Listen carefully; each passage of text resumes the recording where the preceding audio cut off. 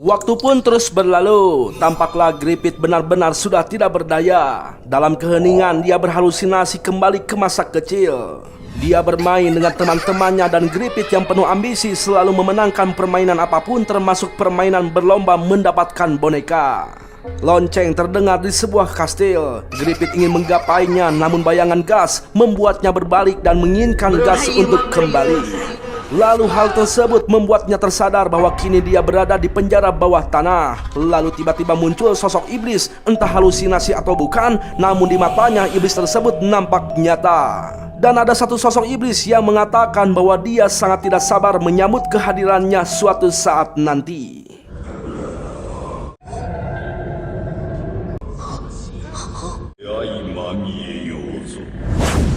Sementara itu, di sisi lain tampaklah kalung behelit yang dijatuhkan si Acoy berada di sebuah sungai Cimaun terus terbawa arus yang entah sampai kemana. Sedangkan di sisi lainnya lagi, tampaklah pasukan The Band of the Hawk berhasil selamat dari kejaran kerajaan. Dan mereka terus bersembunyi selama setahun terakhir. Tampaklah Judeo membawa kabar bahwa si bocil Ipul sudah kembali dan sudah menemukan lokasi di mana Gripit berada.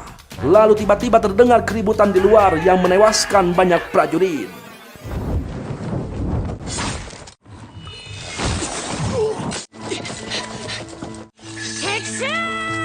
Ya, entah gerombolan dari mana, yang pasti mereka tahu lokasi Band of the Hawk karena membuntuti si Ipul. Tampaklah Casca kali ini mendapatkan lawan yang kemampuannya melebihi dia. Dan Casca pun berhasil dibuat tidak berdaya oleh pria yang dijuluki sebagai Tuan Silat. Para pasukan yang lain tidak bisa membantu karena dikepung oleh pasukan kerajaan yang dibawa si Tuan Silat. Si Tuan Silat mengancam agar Casca menyuruh pasukannya untuk menyerah. Jika tidak, maka si Tuan Silat akan memenggal kelapa Casca. Lalu tiba-tiba...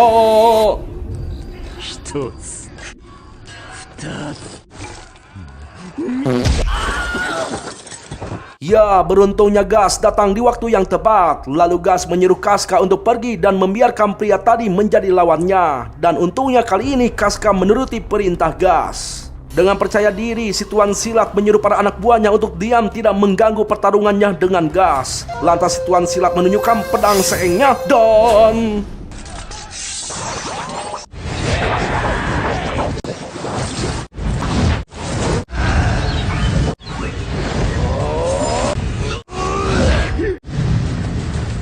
Ya, sehebat dan secepat apapun si Tuan Silat tetap tidak berdaya di hadapan pedang kobra hitam milik Gas. Nah, karena Gas terlalu kuat, si Silat pun menyerah dan membawa pasukannya untuk mundur. Tapi sebelum pergi dia memberikan serangan perpisahan yang hampir saja membunuh Casca.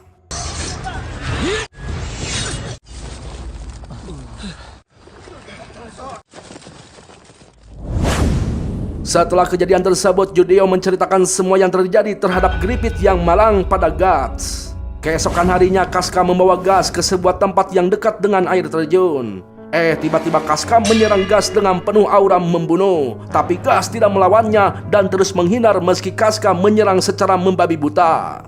Ternyata alasan Casca menyerang Gas dengan penuh amarah karena Gas telah membuat hidup Gripit dan The Band of the Hawk hancur berantakan. Menurut Casca, yang diinginkan Gripit terus berdampingan dengannya hanyalah Gas seorang. Gripit pun menjadi lemah dan tak berdaya karena Gas meninggalkannya. Mendengar itu, Gas sontak hanya bisa diam dan membiarkan pedang Casca menojos dadanya. Lantas Gas mengatakan bahwa dia pergi bukan tanpa alasan. Gas bermaksud melakukan apa yang Gripit lakukan agar bisa setara dengannya dan dianggap sejajar dengannya. Entah kenapa tiba-tiba Casca menyatakan bahwa dia sudah mulai terasa lelah. Dia juga merasa dirinya sudah tidak berguna karena tidak bisa menjadi pedang ataupun wanita bagi Gripit. Sontak saja Gas langsung menangkap Casca yang bertindak bodoh. Setelah menyelamatkan Casca yang kedua kalinya, Gas menggerutu. Dan akhirnya Casca pun sadar bahwa Gas selalu berkorban untuk menyelamatkannya padahal Casca sudah mencoba membunuhnya. Kemudian benih-benih cinta di antara mereka pun bersemi kembali. Hingga pada akhirnya Gas dan Casca bermain krambol bersama.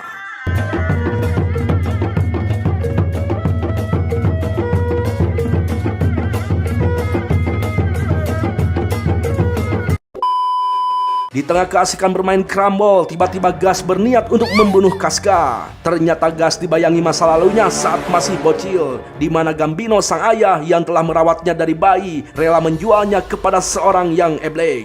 Dan suatu hari Gas yang mencoba menyelamatkan diri tidak sengaja telah membunuh sang ayah dengan tangannya sendiri. Ya, sebenarnya Gas sudah melupakan kejadian tersebut. Bahkan setelah membunuh banyak orang, Gas sudah tidak pernah mengingat kejadian tersebut. Tapi entah kenapa ketika main crumble bersama Casca, dia malah mengingatnya.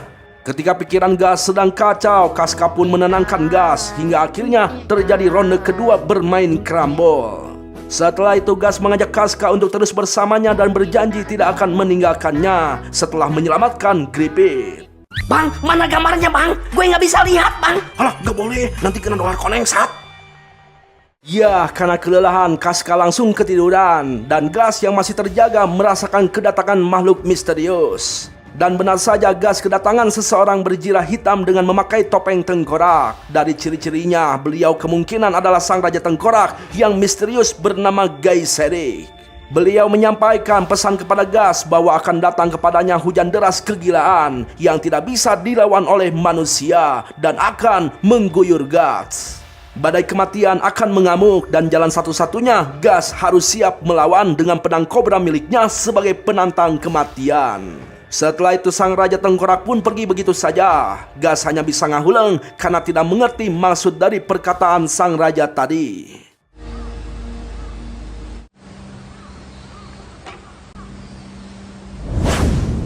Waktu pun terus berlalu. Tampaklah Gas dan kawan-kawan berhasil menyelinap ke istana dan menyelamatkan Griffith. Dan nampaklah di sana juga sudah ada Tuan Putri Charlotte yang sudah menunggu. Mereka pun langsung bergegas menelusuri terowongan yang entah di mana ujungnya. Sepengetahuan Tuan Putri, terowongan tersebut sudah ada sejak ribuan tahun yang lalu. Ceritanya di mana saat itu sedang terjadi perang dan orang yang mengakhiri kekacauan pun muncul, yaitu sang raja Gaiserik. Beliau membangun kerajaan yang membentang di seluruh benua. Beliau sangat misterius dan beliau adalah pejuang yang hebat. Ketika berperang, beliau selalu mengenakan topeng tengkorak. Namun beliau sangat haus akan kekuasaan. Dan suatu hari kerajaannya dihancurkan oleh 5 malaikat utusan Tuhan. Dan kota yang ada di dalam cerita tadi berada di bagian dasar terowongan tersebut. Tiba-tiba Petromak yang dibawa si pelayan jatuh hingga ke dasar terowongan. Dan tampaklah di sana banyak tengkorak manusia yang memiliki sebuah tanda.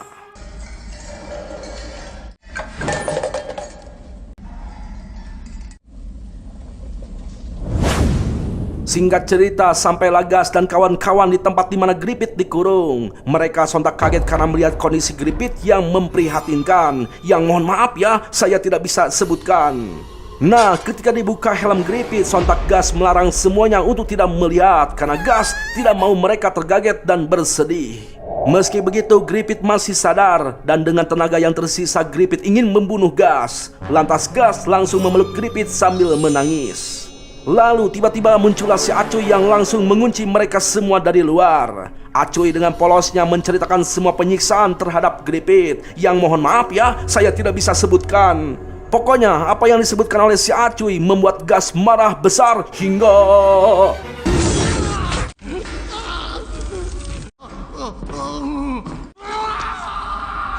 Kemudian keberadaan Gas dan kawan-kawan telah diketahui oleh para prajurit Miden. Gas yang masih dikuasai amarah pun langsung membantai dengan brutal semua prajurit tersebut.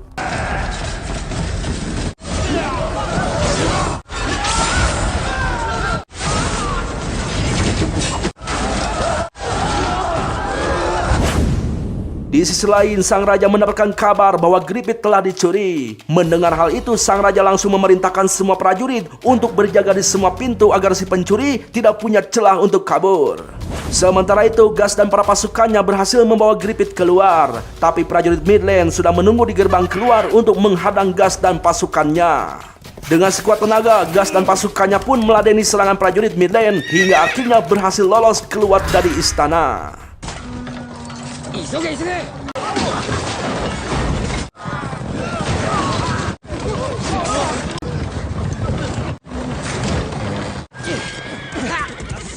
Tampaklah Tuan Putri terlihat sangat sedih ketika Griffith dibawa keluar dari istana. Tuan Putri hanya bisa berharap semoga bisa bertemu lagi dengan Griffith. Tak sampai di situ, para prajurit Midland terus mengejar Gas dan pasukannya. Walaupun mendapatkan serangan bertubi-tubi, Gas, Casca, dan yang lainnya tetap terus berjuang agar bisa menyelamatkan Griffith.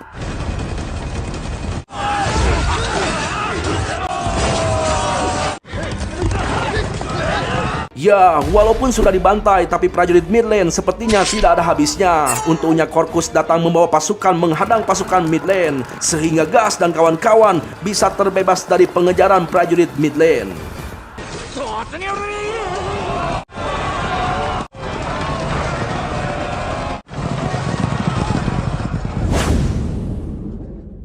Esok hari pagi pun tiba. Tampaklah para prajurit Band of the Hawk merayakan kehadiran Griffith yang kembali. Harapan pun kembali tumbuh untuk memenangkan setiap pertempuran dan akan membalas perbuatan para prajurit Midland terhadap mereka. Sementara itu, Gas tetap setia menemani Griffith. Lalu Gas memakaikan jira kebanggaan Griffith untuk memberikan semangat agar Griffith tidak putus asa dengan hidupnya saat ini. Di sisi lain, tampaklah Casca sangat terpukul karena sudah mengetahui keadaan Griffith yang sebenarnya dari Judeo. Casca dengan berat hati memberitahukan kondisi Griffith saat ini kepada semua prajurit The Band of the Hawk yang masih tersisa. Ya, Corkus nampak tidak percaya dengan apa yang dikatakan Casca. Lantas Corkus akan menanyakan sendiri kepada Griffith. Namun Judeo menahannya karena itu percuma, di mana Griffith sudah tidak bisa berbicara.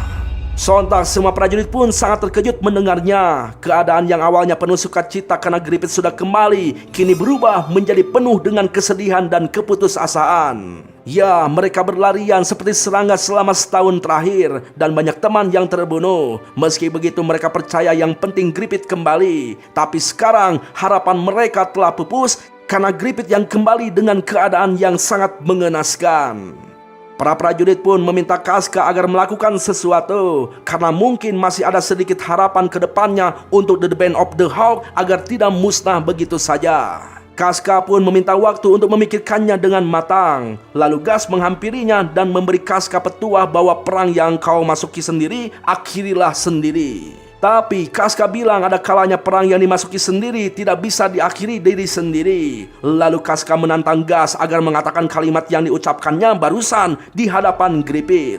Menurut Casca, semua prajuritnya itu lemah, dan karena lemah mereka bersandar pada orang dan bermimpi. Apakah mungkin Casca bisa melakukan sesuatu pada mereka yang kehilangan sandaran? Mereka yang lemah takkan mungkin terbangun dengan kata-kata lembut ataupun kata-kata kasar. Dan Casca mengakui bahwa sebenarnya dirinya juga lemah karena dia juga ingin ada di samping seseorang dan tidak tahu harus berbuat apa. Lantas Gas memeluk Casca untuk saling menguatkan dan momen itu disaksikan oleh Griffith di balik tirai. Lalu Casca pun menghampiri Griffith untuk mengganti perbannya, sedangkan Gas berbicara empat mata dengan Judeo. Judeo mengutarakan rencananya di mana dia akan mengajak prajurit yang tersisa untuk menjadi bandit agar mempunyai biaya untuk mengurus Griffith. Ternyata Gas juga tertarik dengan rencananya Judeo dan meminta untuk bergabung. Tapi Judeo menolaknya karena Gas sudah bukan lagi bagian dari The Band of the Hawk. Tapi Judeo meminta Gas untuk membawa Casca karena ada kemungkinan Casca yang terpukul akan kehilangan arah. Tak lama dari itu, para prajurit muncul sambil berteriak memanggil-manggil Gas dengan sebutan Kapten. Sepertinya para prajurit sudah berunding dan sepakat untuk ikut bersama Gas kemanapun dia pergi. Mereka berencana membangun lagi kekuatan dengan dipimpin oleh Gas. Gas hanya terdiam sambil menatap langit yang cerah.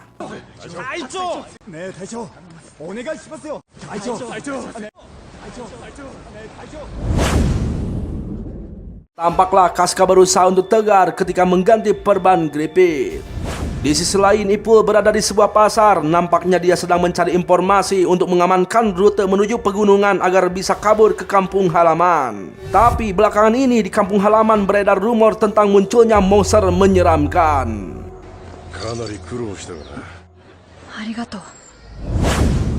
Kembali pada Casca yang nampak makin frustasi dengan keadaan Griffith dan nasib The Band of the Hawk.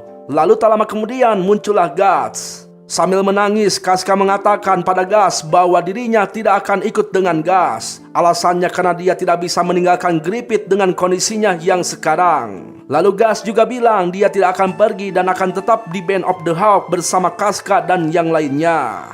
Tapi karena Casca mengetahui tujuan Gas yang ingin setara dengan Gripit, Casca pun menyuruh Gas untuk tetap pergi sesuai rencana awalnya meski Gas seorang diri. Gripit yang mendengar pembicaraan mereka berusaha untuk bergerak, namun apalah daya. Gripit yang termenung sendirian ditemui bayangan masa kecilnya yang menunjukkan bahwa dalam kondisi apapun dia harus tetap mengejar impiannya. Lalu seperti mendapatkan kekuatan, Gripit akhirnya kabur dengan memacu kereta kuda dan terus mengejar bayangan masa kecilnya yang membawanya agar terus mengejar mimpinya, yaitu memiliki negara sendiri. Melihat itu, Gas dan Casca panik dan langsung menyusulnya. Ya, walaupun kondisinya tidak memungkinkan, tapi Gripit tidak peduli. Dia terus pergi dan berkeyakinan bahwa mimpinya belum berakhir. Hingga pada akhirnya...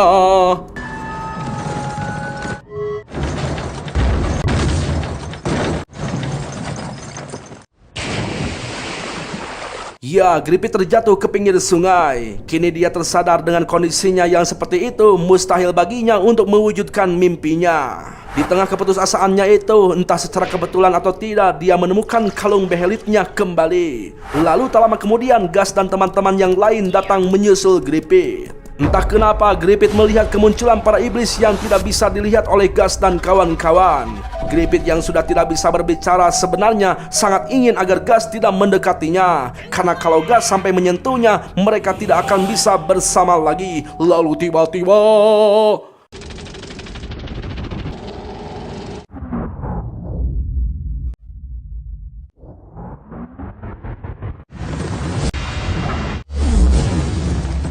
Ya, kalung behelit pun bereaksi membawa semua orang yang ada di sana ke dimensi lain. Semua prajurit Gas dan Casca sontak panik dan kebingungan dengan apa yang terjadi pada mereka. Yang mereka lihat sekarang hanyalah gerhana dan wajah-wajah mengerikan di sekeliling mereka. Lalu Casca pun menyuruh semua prajurit untuk membentuk formasi pertahanan dan jangan memikirkan apa yang mereka tidak tahu, dan menyuruh para prajurit agar melakukan apa yang mereka bisa jika tidak ingin musnah di sana begitu saja.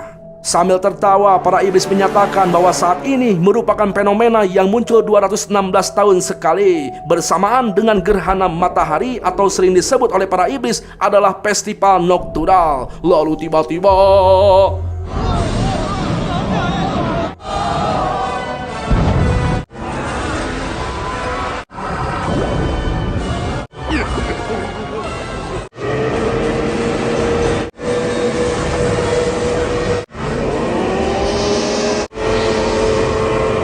Ya, muncul 4 malaikat pelindung, tapi lebih tepatnya 4 anggota God Hand, yaitu para iblis terkuat.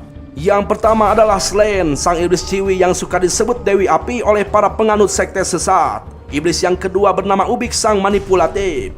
Lalu iblis yang ketiga adalah Konkrat, sang penyebar wabah. Dan iblis yang terakhir adalah Poid, sang pemimpin dari God Hand. Kemudian Poid menyambut kedatangan Gripit dan menyebutnya Sang Elang, sosok terhormat yang dipilih oleh hukum kausalitas. Poid juga mengatakan bahwa Gripit adalah orang yang dipilih oleh Dewa Nan Agung dan menyebut Gripit adalah kerabatnya. Mendengar itu, Gas sangat marah karena Gripit bukanlah sosok monster atau iblis, jadi tidak mungkin memiliki hubungan atau kerabat dengan para iblis. Slan yang melihat reaksi Gas seperti itu malah mentertawakannya dan berkata bahwa Gas akan menjadi tumbal yang sempurna. Karena Gas adalah sahabat yang dekat dengan Gripit, dan Gas sangat cocok menjadi tumbal agar sosok terpilih bisa menjadi iblis. Si iblis juga menjelaskan sejak memiliki behelit Kirmizi, Gripit sudah terpilih untuk menjadi iblis. Lalu Gas, Casca dan semua prajurit mereka adalah tumbal berharga yang Gripit persembahkan untuk mewujudkan mimpinya menjadi sang penguasa. Jelas Gas tidak terima jika Gripit akan dijadikan sosok monster oleh para iblis, apalagi dengan menggunakan nyawa Gas dan teman-teman yang lainnya sebagai bayarannya. Lalu Slan mengatakan pada Gas bahwa Gas sudah salah paham. Memang dari dulu ini adalah kehendak Gripit yang akan menjadikan Gas dan yang lainnya sebagai tumbal. Lantas keempat iblis menyatakan bahwa festival nocturnal akan dimulai dan...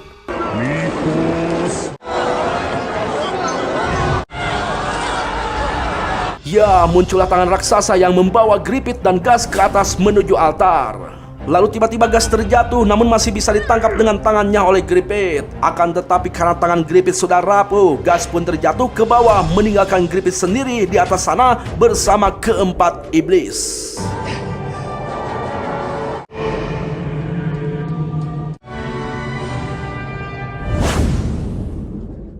Ya, tampaklah Griffith sedang didoktrin agar tidak takut akan masa depan yang akan dia mulai dari sekarang dan membulatkan tekadnya untuk menjadi iblis maut kelima oleh keempat iblis Raja Iblis tersebut. Namun sebelum membahas masa depan, Griffith dibawa ke masa lalunya di saat dia masih bocil untuk mengenal jati dirinya yang sesungguhnya. Griffith kecil berlari menuju sebuah kastil yang jadi tujuan hidupnya untuk memiliki negara sendiri. Tapi di tengah perjalanannya, Griffith melihat banyak sekali mayat yang bergeletakan. Lalu tak lama kemudian dia bertemu dengan si nenek peramal yang dulu memberinya kalung behelit. Griffith sempat kebingungan dengan semua mayat yang ada di hadapannya.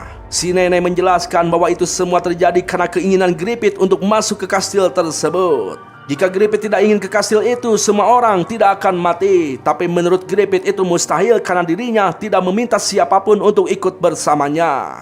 Namun si nenek menyuruh Griffith untuk diam. Si nenek mengatakan seharusnya Griffith tahu persis tentang tempat tersebut. Jika ingin ke kastil itu, Griffith harus menginjak-injak mayat yang ada di bawah kakinya. Jika tidak, dia juga akan menjadi mayat. Si nenek mengatakan jika akhirnya Griffith menyesal, seharusnya dia tidak mengharapkannya sejak awal. Terus, kenapa Griffith tidak puas melihat kastil tersebut hanya dari gang belakang saja? Griffith kecil pun menyadari bahwa semua itu adalah kehendaknya. Dan akhirnya Griffith pun melangkah menginjak semua mayat yang ada di bawah kakinya dengan rasa yang tidak bersalah. Karena jika Griffith menyesal dan meminta maaf, semuanya akan berakhir dan Griffith tidak akan bisa menggapai kastil itu lagi. Seketika Griffith kembali ke kesadarannya saat ini. Griffith merasa hal yang tadi hanyalah halusinasinya saja. Lalu Ubik menegaskan bahwa itu bukanlah halusinasi, melainkan sebuah fakta yang ada dalam lubuk hati Griffith. Dan untuk saat ini bukan waktunya untuk menyesal. Lalu Slan menyuruh Griffith untuk melihat semua anggota The Band of the Hawk yang selama ini berpetualang bersamanya di ujung perjalanan penuh darah. Dan mereka adalah satu-satunya hal yang akan tersisa untuknya. Griffith harus terus melanjutkan hidup meski dibayangi impian panah. Lalu Point menyuruh Griffith memberikan semua anggotanya untuk dijadikan tumbal. Dan menyuruh Griffith untuk mengucapkan satu kata dalam lubuk hatinya, yaitu kuabadikan. Dengan begitu Griffith akan mendapatkan sayap hitam untuk terbang ke ujung langit. Sementara itu Gus berhasil merangkak terus ke atas dan menghampiri Griffith untuk menyelamatkannya. Ketika melihat Gus, Griffith kini sadar bahwa hanya Gus orang satu-satunya yang bisa membuat Griffith berhenti bermimpi. Tapi dengan menjijikannya, Griffith terus melanjutkan mimpinya dengan mengorbankan semua sahabat dan teman-temannya. Lantas Griffith memutuskan dan mengucapkan kuabadikan dengan penuh kesadaran. Lalu tiba-tiba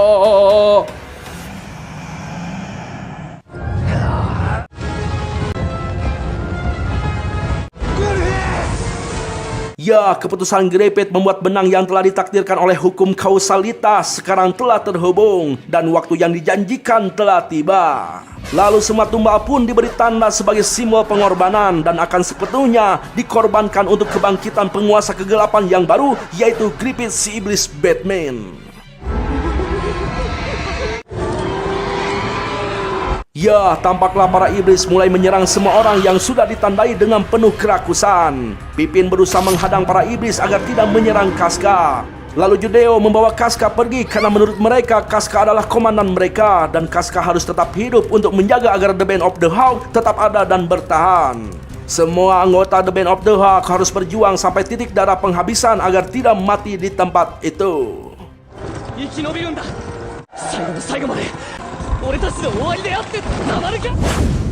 Di sisi lain, lebih tepatnya di luar ruang dimensi iblis, tampaklah Ipul yang tidak ikut terbawa ke dimensi merasa heran dengan angin topan di hadapannya. Dan perlu kalian ketahui, di dalam topan tersebutlah ruang dimensi iblis. Dan yang membuat Ipul kaget, di hadapannya tampaklah pertarungan antara Raja Tengkorak dan Zat Sang Abadi yang menjaga gerbang dimensi iblis.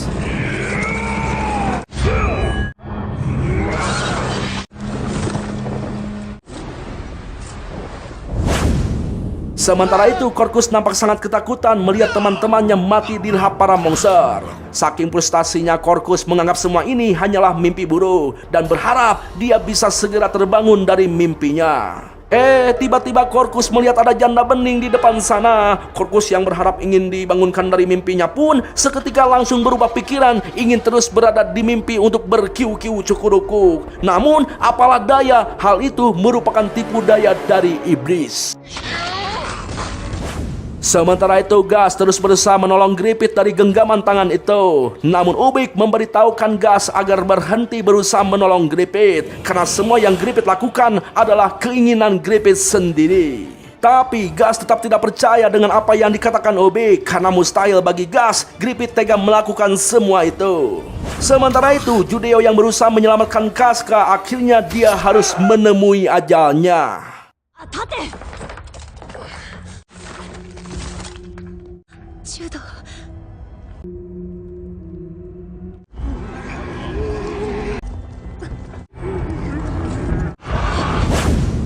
Saat ini Gas masih terus berjuang untuk bisa menyelamatkan Gripit dengan melawan semua iblis di sana. Dengan senjata seadanya dan apa adanya, satu persatu para iblis dihabisi dengan sekuat tenaga. Sementara itu tampaklah Gripit masih berproses evolusi untuk menjadi iblis Batman yang kelima. Dalam prosesnya Gripit seperti dibawa jauh ke dalam dan melihat kematian semua orang terpampang jelas. Gripit tidak merasakan lagi apapun dan perlahan ingatannya pun memudar. Sementara itu Gas masih bertarung melawan semua iblis yang ada di hadapannya. Dengan senjata seadanya dan apa adanya, Gas mampu melawan para iblis. Namun lama-lama Gas terpojok dan terjatuh ke bawah.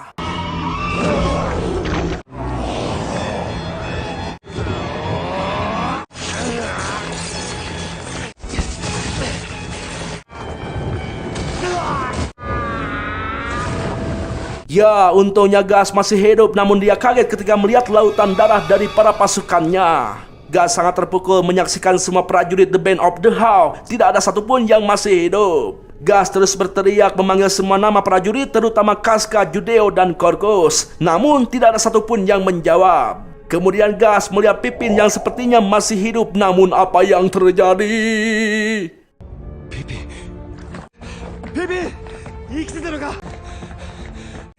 Pipin. Ya, sungguh edannya Gas harus menyaksikan Pipin yang recah dan dilahap oleh iblis. Dan saat ini Gas telah dikepung oleh ratusan iblis. Namun hal itu tidak membuatnya takut, melainkan Gas sangat murka ingin membantai mereka semua.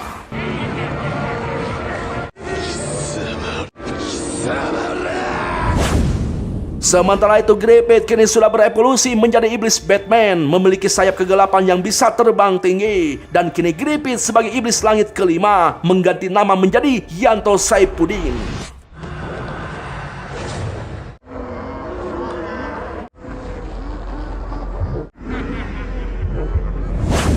Ya, tampaklah Yanto menghampiri Gas dengan tatapan yang dingin. Lalu Casca yang masih hidup diikat tanpa cangkang. Dan mohon maaf ya, Casca di situ dianu oleh Yanto tepat di hadapan Gas.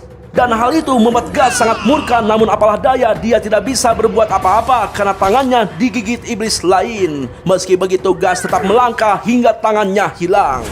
Tapi sayangnya ketika Gas menyerang Yanto, tak sedikit pun Gas bisa menyentuhnya, karena Yanto yang sekarang sudah menjadi sosok iblis yang memiliki kemampuan melampaui manusia. Lalu Yanto pun melemparkan tubuh Gas dengan tanpa menyentuh. Gas yang terus mengamuk ditahan oleh para iblis dan dipaksa untuk menyaksikan Yanto yang menganu si Casca. Ya, sebuah cinta, kebencian, rasa sakit, kepuasan, kehidupan, dan kematian semuanya terpampang jelas di sana. Hingga pada akhirnya muncul sang Raja Tengkorak dan langsung menyerang.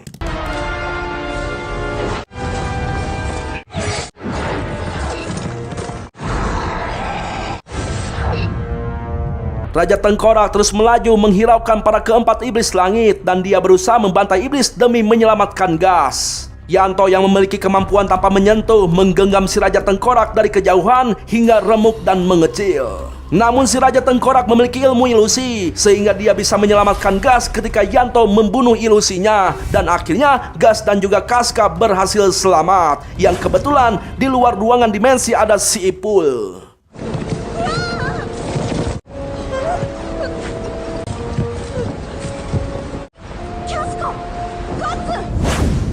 Ya, perlu kalian ketahui, karena iblis langit kelima telah terlahir, masa kegelapan pun telah tiba, di mana kegelapan akan menelan segalanya, dan para manusia akan menyebutnya dengan masa kegelapan.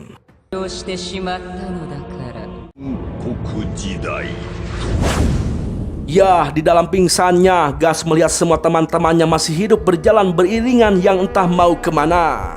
Berapa kali pun Gas memanggil mereka, tidak ada satupun orang yang menjawab Gas. Lalu tak lama Gas akhirnya siuman. Tampaklah Gas telah menerima perawatan dengan baik. Lalu tak lama kemudian muncullah Ipul dan seorang bocil ciwi, kita panggil saja Neng. Neng memberitahukan bahwa Gas sekarang berada di belakang halaman rumahnya, lebih tepatnya di Goa Biji. Kemudian Ipul yang penasaran memberendel Gas dengan banyak pertanyaan. Alih-alih menjawab, Gas malah menanyakan keberadaan Kaska. Dan tampaklah Kaska sehat walafiat sedang berguyur di bawah mata air.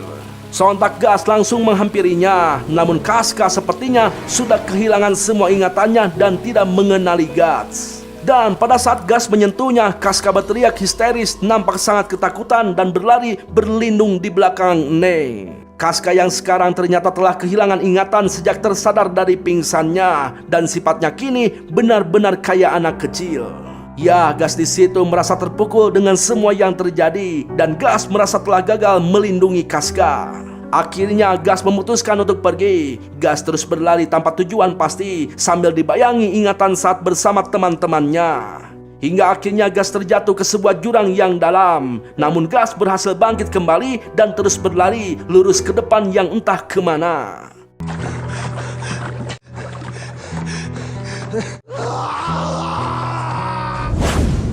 Ya, akhirnya Gas berhenti di sebuah padang rumput yang hijau. Sedari tadi Gas baru sadar ada sebuah tanda di lehernya, dan tiba-tiba Gas diserang oleh para roh iblis. Gas mencoba terus melawan dengan satu tangannya, namun iblis itu terus mendekat dan merasuki tubuh Gas.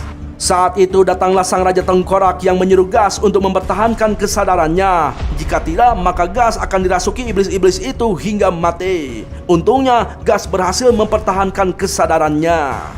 Sang Raja Tengkorak mengatakan kepada Gas bahwa tanda yang ada di lehernya itu merupakan simbol pengorbanan, dan simbol itulah yang menarik para penghuni kegelapan, di mana seluruh daging hingga tetes darah yang terakhir di dalam diri Gas sudah menjadi persembahan bagi penghuni kegelapan, dan itulah takdir bagi mereka yang memiliki simbol pengorbanan alias tumbal. Lantas Gas mengambil pedang sang Raja Tengkorak dan langsung menyerang semua para roh iblis. Gas tidak memiliki rasa takut sedikit pun. Apapun musuhnya, mau itu orang atau juri, sama saja dianggap sebagai medan perang.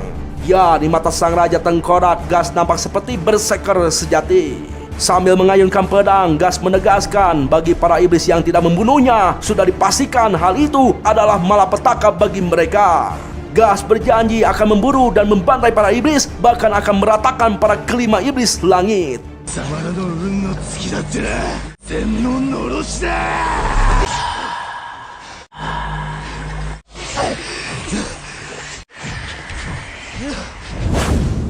Ya, akhirnya Gas terus bertarung hingga pagi tiba. Untungnya matahari masih muncul dari arah timur, dan pagi itu akan menjadi saksi bisu perjuangan dan kesedihan yang dialami Gas, serta janji balas dendamnya terhadap para iblis.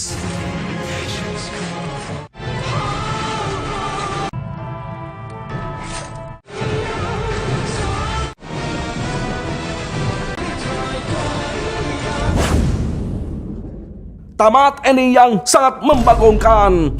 Agak edan juga ya film ini. Gue rasa anime ini perlu ada lanjutannya bro. Tapi mending kurangi ya yang anu-anunya, soalnya ceritanya udah seru gitu ya.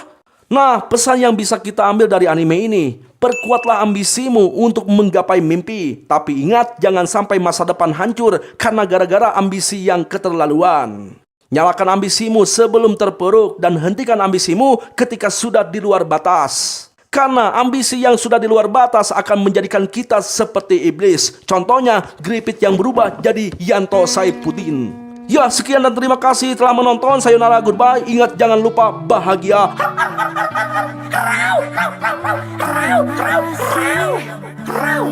Bye-bye.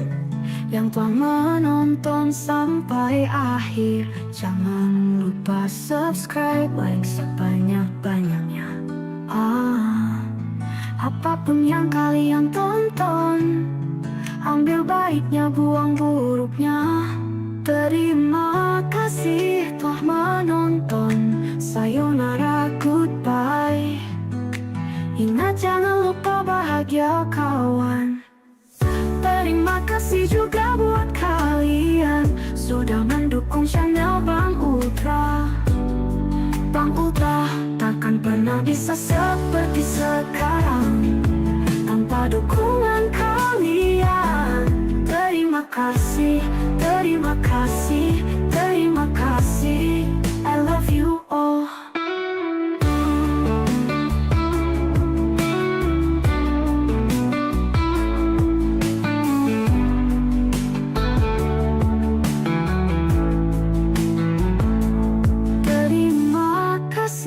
Telah menonton. Sayonara, goodbye.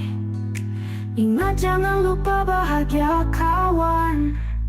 Terima kasih juga buat kalian sudah mendukung channel Bang Ultra. Bang Ultra takkan pernah bisa seperti sekarang tanpa dukungan kalian. Terima kasih, terima kasih, terima kasih. I love you all.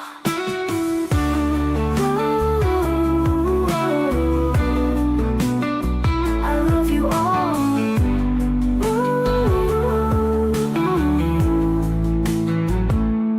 Terima kasih telah menonton. Sayonara, goodbye. Terima kasih. Terima kasih kalian yang telah menonton sampai akhir. Jangan lupa subscribe, like sebanyak-banyaknya. Apapun yang kalian tonton, ambil baiknya, buang buruknya. Terima kasih telah menonton. Sayonara, goodbye. Ingat jangan lupa. Terima kasih telah menonton. Sayonara, goodbye.